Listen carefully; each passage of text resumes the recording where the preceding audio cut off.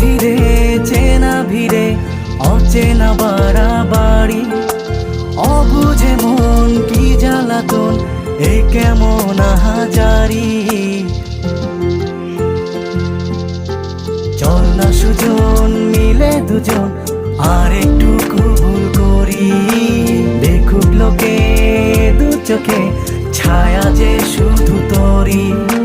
চল না সুজন মিলে দুজন অচেনা শহর গড়ি, সেই শহরে আপন করে বৃষ্টি ফোঁটা হয়ে ঝরি।